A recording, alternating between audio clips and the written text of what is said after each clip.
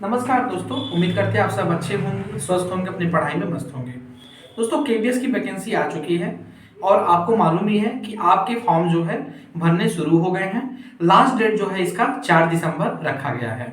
और इस बार ये कि वैकेंसी टाइम से हमें देखने को मिल गई है। एग्जाम भी जो है हमें लगता है कि बहुत जल्दी आपका एग्जाम जनवरी में कंडक्ट करा लिया जाएगा। इससे संबंधित सारी डिटेल जो है आपको बता दी गई है। अगर अभी तक आपने वो सारी डिटेल को नहीं चेक किया है तो आप हमारे चैनल के प्लेलिस्ट में जाके प्रीवियस वीडियो को आप देखिएगा, आपको सब कुछ बता दिया जाएगा, सब कुछ आपको जानकारी मिल जाएगी। आज हम बात करेंगे कि टीयर 1 का सिलेबस इस बार कैसा है और टीयर 2 का इस बार सिलेबस कैसा है, क्या बदलाव हमें ज्यादा देखने को मिल रहे हैं और किस रणनीति के तहत अपनी तैयारी किया जाए कि हमारी एक सीट फिक्स हो जाए। आज इन्हीं सब चीजों पे आपको जानकारी देंगे, वीडियो के लास्ट तक आप बने रहिएगा।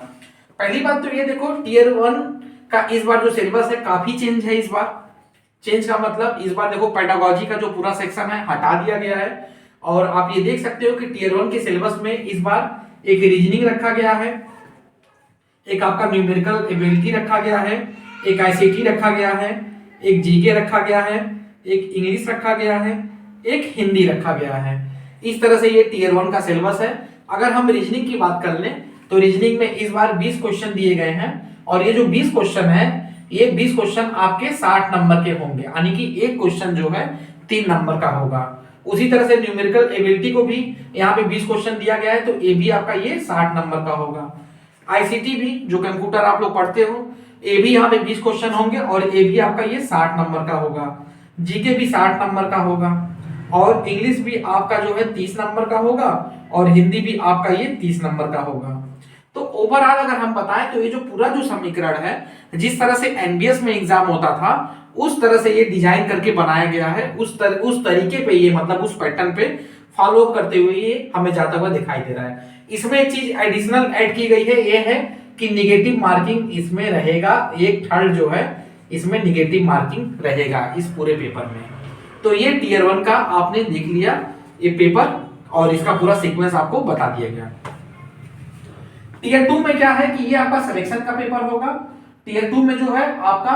60 क्वेश्चन जो है एमसीक्यू रखा गया है। एक क्वेश्चन 1 नंबर का होगा, इसका आपको 60 नंबर मिलेगा और 10 क्वेश्चन जो है रिटन का रखा गया है और इसमें आपको 40 नंबर मिलेगा। ठीक है, तो टीयर 2 में जो है 60 और 40 यानी कि 60 क्वेश्चन जो है आपका एमसीक्यू हो गया और 10 क्वेश्चन आपका यहाँ पे रिटन हो गया यानी कि डिस्क्रिप्टिव हो गया। तो कुल मिला के टोटल जो है 100 नंबर का आपका टीयर 2 भी होगा और टीयर 2 ही आपका सिलेक्शन का पेपर होगा। इसके बाद एक 100 नंबर का एडिशनल इंटरव्यू रखा गया है, लेकिन इंटरव्यू का आपका 15% लिया जाएगा और ये जो रिटन में आपका जैसे 100 नंबर का पेपर है तो इसका 85 लिया जाएगा। इसके अनुपात पे जो है पूरा यहाँ पे जो है मेरिट लिस्ट बनाई जाएगी और उसके अनुसार आपका सिलेक्शन किया जाएगा। आई होप आप ये बात समझ गए होंगे, नहीं भी समझे होंगे तो कल भी मैंने ये बात आपको बताई थी डिटेल में, अगर आप वीडियो को देखोगे तो आपको मिल जाएगा। तो ये पूरा है कि यहाँ पे हमें जो है 10 क्वेश्चन जो है हमें डिस्क्रिप्टिव को देखने को मिलेंगे और यहाँ पे 60 क्वेश्चन जो है टीयर 2 में हमें यहाँ पे एमसीक्यू देखने को मिलेगा। तो एमसीक्यू तो चलो हो गया, अब ये जो है 10 क्वेश्चन यहाँ पे डिस्क्रिप्टिव वाले ये थोड़ा सा चैलेंजिंग टास्क होंगे और ये जो 10 क्वेश्चन होंगे ये भी आपके 3 सेक्शन में बटे होंगे। इसको ध्यान से सुन लीजिए, एक आपका सेक्शन ए होगा, एक आपका सेक्शन बी होगा और एक आपका सेक्शन सी होगा और इन्हीं 10 क्वेश्चन को जो है इन सेक्शन में बराबर बराबर से रखा जाएगा। जहां तक मेरा जानकारी है जो बराबर अगर मैं देखूं मेंस का जो पेपर होता है उसके बिहाफ पे अगर आपको बता दूं तो जो सेक्शन ए में आपको जो है यहाँ पे 4 क्वेश्चन आपको अटेम्प्ट करने होंगे, सेक्शन बी में आपको 3 क्वेश्चन अटेम्प्ट करने होंगे और सेक्शन सी में भी आपको 3 क्वेश्चन अटेम्प्ट करने होंगे। पूरा ये 10 क्वेश्चन इस हिसाब से डिवाइड होगा और ये जो पूरा जो 10 क्वेश्चन आएगा आपका जो पूरा सिलेबस होगा सब्जेक्ट का, आपका जो सब्जेक्ट होगा उस पूरे सब्जेक्ट से वो 10 क्वेश्चन शॉर्टलिस्ट करके बना के आपको दिए जाएंगे और उसके अकॉर्डिंग आपको यहाँ पे एग्जाम देना होगा। जहां तक मालूम है सेक्शन ए को जो है ये 250 से 500 वर्ड के बीच में रखेंगे इस बार, जहां तक ये अनुमान है इस बार ज्यादा रखेंगे। इसमें भी शब्द लिमिट जो है 150 होगी और इसमें जो है 50 की शब्द लिमिट रखी जाएगी। उस हिसाब से आपको यहाँ पे पेपर देना होगा। जैसे ग्रेजुएशन के पेपर को आप फॉलो अप करते रहे हैं, जैसे जो पुराने बच्चे होंगे जो ग्रेजुएशन का पेपर दिए होंगे 12 में 13 में या 14 में या नहीं पाने के पहले दिए होंगे, उस तरीके से पेपर का यहाँ पे डिजाइन होगा। तो उस तरीके से आपको तैयारी करनी पड़ेगी, एक बेहतर रणनीति बनानी होगी, उन चीजों को देखना होगा और उस पर काम करना होगा, क्योंकि ये आपकी सिलेक्शन का पेपर होगा। तो टीयर 2 में भी बहुत सारी बारीकियां हैं कि कैसे आपको वहां पे अपनी राइटिंग रखनी है, आंसर आपको कैसे देना है, किन चीजों का पालन करना है, कौन सी गलतियां नहीं करनी है, क्या गलत है क्या सही है, हेडिंग डालते समय क्या क्या ख्याल रखना जरूरी है, कौन से पेन यूज करने हैं कौन से नहीं यूज करने हैं, मतलब सब कुछ, मतलब आपको यहाँ पे इसका सेटअप लेके जाना पड़ेगा टीयर 2 में, तभी आप एग्जाम बढ़िया बीट कर पाओगे, नहीं तो अदरवाइज ये आपके पूरा का पूरा जो 40 नंबर है ये आपका डूब जाएगा। तो ये बात हो गई टीयर 2 की, और ये बात हो गई आपकी टीयर 1 की। बाकी इंटरव्यू आपका जैसे चलते आया है, इंटरव्यू को रखा गया है, तो इंटरव्यू का यहाँ पे 15 आपका लिया जाएगा, इंटरव्यू का 85 आपका लिया जाएगा, ये आपके टीयर 2 के थ्योरी का। तो ये जानकारी थी आपको यहाँ पर बता दी गई। बाकी एक जानकारी और है, जानकारी ये है कि हमारे यहाँ जो है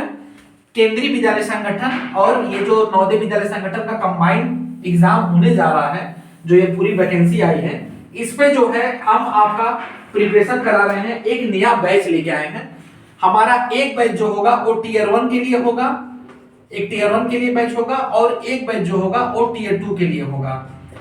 अगर हम बात करें टीयर 1 वाले बैच की, तो टीयर 1 वाले बैच में हमारा टारगेट ये होगा